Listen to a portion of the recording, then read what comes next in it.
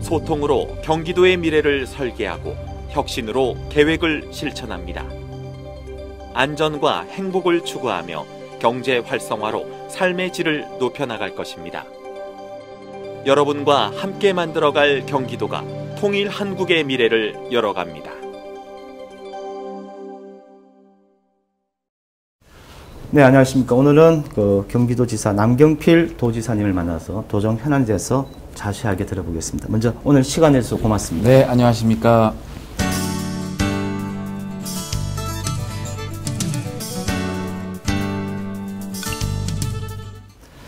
먼저 취임 소감을 간단하게 하고, 그리고 아무래도 민생 행보가 굉장히 주목을 받고 있습니다. 그 부분에 좀 말씀을 해주십시오. 부족한 사람이 도지사가 돼서 지금 많이 배우고 있는 중이고요. 그러다 보니까 이 현장에서 배우는 게 살아있는 그러한 정보이고 살아있는 정책이 될 것 같습니다. 그래서 되도록이면 이 집무실에 앉아있는 시간은 줄이고 현장의 목소리를 듣고 배워서 그것을 해결해드리는 그러한 민생도지사 되기 위해서 최선을 다하겠습니다. 네, 그중에 특히 금요일마다 일반 도민들이 직접적으로 도지사를 만나는 시간이 있다는데 그 시간을 갖는 특별한 의미가 있습니까, 도지사님? 이게 자칫 도지사 또는 더 높여가면 대통령 이런 그 자리가 높아지면 질수록 잘못하면 이 시민들하고 유리될 수 있는 것 같아요. 그래서 직접 가공된 이야기가 아니라 직접 그 아픈 사연을 듣고 이 해결해 드리려는 노력 자체가 계속해서 이 고립된 것이 아니라 민심과 함께 한다는 중요한 의미가 있는 것 같고요. 근데 해보니까요, 정말 배우는 게 많습니다. 이게 제가 뭐 해결해 드리는 게 아니라 배우는 것 자체가 많아서 정말 유익한 시간이고요. 계속 할 겁니다. 조금 경기도정에 대해서 조금 더 질문을 드리자면, 공약원에 세웠던 것 중에서 따봉마을 프로젝트도 있고 빅파이 프로젝트가 있는데 참 재밌는 건데 일반 국민은 잘 모를 수가 있습니다. 조금 설명이 좀 필요할 것 같습니다. 설명하려면 인터뷰가 다 끝날 겁니다. 그래서 구체적으로 말씀드리기보다는 이게 이제 그 따봉마을은 따뜻하고 복된 마을 공동체 사업이거든요. 그러니까 결국은 우리 공동체를 그 따뜻한 옛날 공동체로 복원시킬 수 있는 우리의 전통의 장점인 문화유산인 그 둘의 품앗이 같은 것이 우리 지금 딱딱한 도심 안에서 살아 숨쉬게 하자라는 그런 사업인데 이걸 위해서는 관주도로 하면 안 됩니다. 그래서 이런 이 생활 속에서 운동을 해오신 운동가들 위주로 지금 만나 뵙고 있고 계획을 짜고 있고 그분들이 마음껏 하시고 싶은 것을 할 수 있도록 우리 주민들이 마음껏 하실 수 있도록 이 공간과 도움을 드리는 것 요것에만 우리 보는 역할을 할 생각입니다. 빅파이는 데이터에 기반한 아주 이 스마트한 도정을 이끌겠다는 생각이고요. 그 데이터를 가지고 우리가 정부나 관에서만 쭈물떡거리는 게 아니라 이거를 과감하게 공개해서 우리 시민들이 살아가시고 또 이 사업을 하시고 투자하시고 아이들의 안전을 걱정하시고 하는 문제에 다 적용해서 안전하고 편리하고 일자리가 생길 수 있도록 하는 아주 열린 도정, 스마트한 도정으로 가기 위한 그런 수단입니다. 두 가지 프로젝트를 듣다 보니까 지사님께서 선거 기간 중에 말씀하셨던 경기도가 바뀌어야 대한민국이 바뀐다 이런 이야기가 갑자기 떠올랐습니다. 네. 그와 관련해서 혹시 방금 말씀하신 거 말고 추가로 경기도를 바꾸기 위해서 어떤 노력을 하고 계신지? 일단 연정이 대표적이겠죠. 이게 이제 대한민국에서 처음 실험하는 건데 성공하면 대한민국 정치 문화를 제도를 한 단계 변화시키는 계기가 될 것 같아서 꼭 성사시키겠습니다.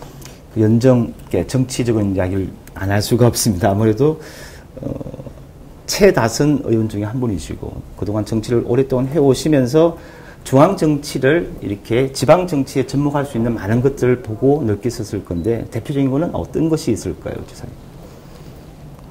거꾸로 지방 정치를 변화시켜서 중앙 정치를 변화시키겠다는 생각을 요즘 하고 있습니다.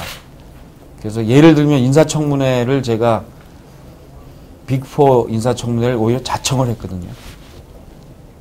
하나는 투명한 인사, 그리고 도덕성이 있는 그러한 인물들을 찾겠다는 그러한 의지의 표명이면서 한편으로는 이번에 여야 간에 잘 협의를 해서 인사청문회 제도의 그 필요성은 살리되 단점은 보완하는.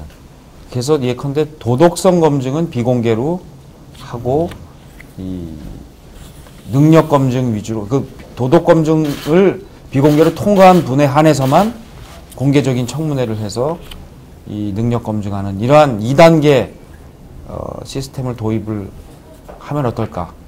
그래서 그 변화가 거꾸로 우리 중앙의 청문회 제도를 개선하는 쪽으로 이렇게 된다면 큰 보람이 있을 것 같습니다. 어떻게 보면 경기도가 중앙정치를 선도한다 이런 이야기도 들을 수 있겠고 가능하면 그러고 싶습니다. 예. 그런 이야기를 들으면 아무래도 많은 중앙정치가 쪽의 정치권에서 호사가들이 혹시 뭐 지사가 지금 벌써부터 뭐 다른 뜻이 있지 않느냐 이런 궁금증이 분명히 있을 수도 있습니다. 어떻게 대처하실 건지. 그냥 제가 국회에 있을 때 했던 얘기들이 있어요. 그때 그걸 제가 그냥 다시 갔다가 제가 이제 지사가 됐을 때 저한테 먼저 적용을 하는 거고요.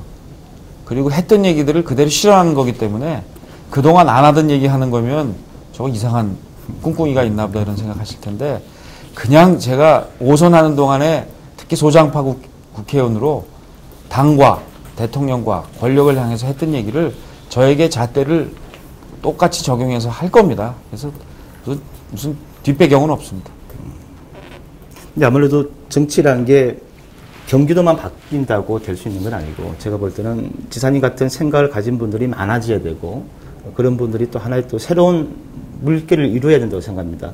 아시겠지만 이번에 강력도지사를 비롯해서 젊은 층들이 이른바 상대적으로 좀 젊은 층들이 많이 나갔는데 앞으로 우리나라 대한민국 정치 이것만큼은 우리 젊은 정치인들이 바꾸어야겠다는 게 있으면 좀 말씀해 주십시오. 협치죠. 그리고 국민들이 원하는 건 쌈박질 좀 하지 말라는 거니까. 그리고 뭐 그렇게 큰 차이도 없어요. 그래서 차이점이 없는 부분을 하나로 모아서 우리 국민들 행복하게 해드리고 나라 부강하게 하는데 같은 방향으로 갈 수 있는 그런 공통분모를 찾아내려는 노력. 그게 저희 세대가 달성해야 될 정치의 모양이 아닌가. 그걸 위해서 그 뭐 비슷한 생각 가진 사람들끼리 앞으로 네트워킹을 하면서 소통을 많이 하겠습니다. 아마 정치를 이끄는 것 못지않게 가장 많은 어떤 도민이 있기 때문에 일자리 창출 비롯해서 우리나라 시민들이 어렵다는 경제 회복을 위해서 많이 노력하셔야 될 건데 특별히 중국과의 어떤 그런 것도 있고 곧 또 미국도 방문하신다 그러고 그 부분에 대해서 조금 종합적으로 좀 말씀해 주시면 고맙겠습니다. 일자리 창출은 역시 이 박근혜 정부의 이 창조 경제의 메카로서 경기도가 자리매김을 하는 것이 가장 고부가가치의 특히 또 청년들이 일하고 싶어하는 그러한 일자리를 많이 만들어내는 지름길이라고 생각을 하고요. 그런 의미에서 이 최경환 경제부총리 같은 지금 제2기 내각과 아주 긴밀한 협력을 해나가는 게 중요할 것 같습니다. 그러면서 이제 아주 창조적인 산업들을 경기도에 특화해서 유치하고 기획하는 것 이게 굉장히 중요할 것 같고요. 대표적인 게 저는 의료 인더스트리라고 생각을 해요. 그래서 앞으로 의료 관련된 이 산업이 경기도가 메카가 되면 좋겠다는 생각을 합니다.